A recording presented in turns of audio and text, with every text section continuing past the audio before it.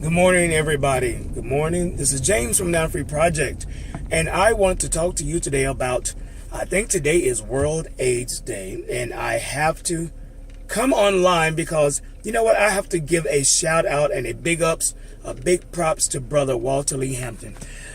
Walter Lee Hampton, the vlogger out of Atlanta, and I'm telling you, the reason why I'm giving you the props, my brother, let me just go ahead and get to the point. The reason I'm giving you the props is because what you said on your video, which I saw last night, was on point. You were 100% on point. Doing it with the way that you do it, you said what you said, and you said it right. Now, you and I, we disagree on a lot of things. But this one thing we do agree on, and what you were saying about HIV, AIDS, and all that kind of stuff was right and proper. Being one, myself, coming out of the homosexual lifestyle and seeing the devastation that it has had on the homosexual community, the black community, black and brown people, you are 100% right, which I don't understand why people jumped on you for when you said that a while back. So now here we are, 2018, World AIDS Day, and looking at the CDC statistics as it relates to the spread of new cases and diagnoses and so forth here in America. The two leading and the top one are black and brown. Black and brown men. And it's men who sleep with men. That's the political correct term. Actually, it's the homosexual. People who practice homosexuality.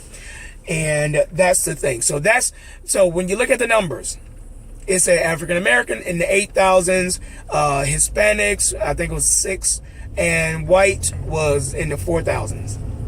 Now, with that being said, you know, everybody talk about Atlanta and this and that, and the 2-to-1 ratio, black gay men having HIV and so forth, and this and that. And here's the thing, you guys, and I keep saying it over and over. One thing you won't catch me doing is celebrating cancer. You won't catch me celebrating HIV, World AIDS Day, none of that. Now, what I will do is talk about the goodness of the Lord and what God is able to do with a willing heart that changes their mind, which changes their life, which changes the behavior.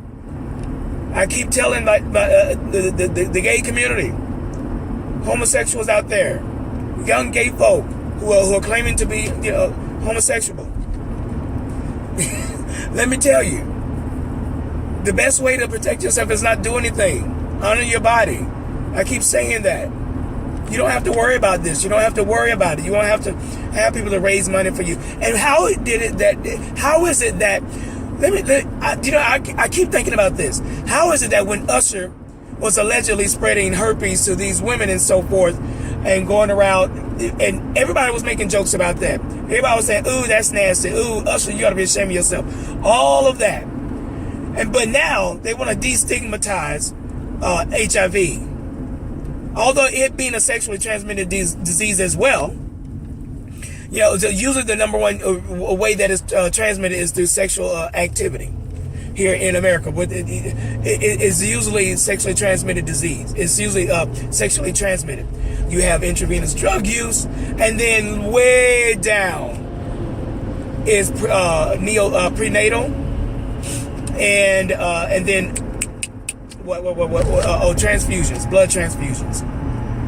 I mean, really. So when people it's almost like it's become fashionable, and a part of that, and this is why my heart breaks for the young people, because it's become so fashionable, and that they have drugs now to prolong the life of people who are living with HIV. It's almost like, quote unquote, having a cold. So now these kids are emboldened to do the things that they do with their bodies, going to these parties, doing these things sexually to expose themselves to sexually transmitted diseases, HIV just being one of them, not to mention the other diseases that you can be exposed to as well, that they're not telling you about.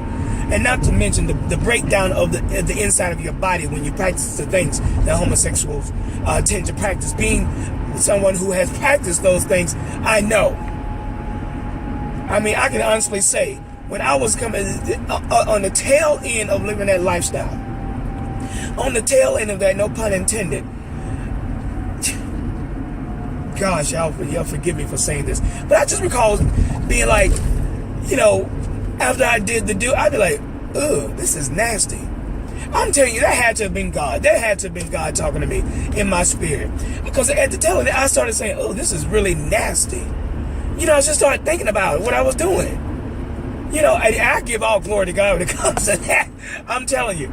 But we are on a World AIDS Day. You know, to just going past that, we're on World AIDS Day. This is nothing to celebrate. I don't get it. This is nothing to celebrate. And for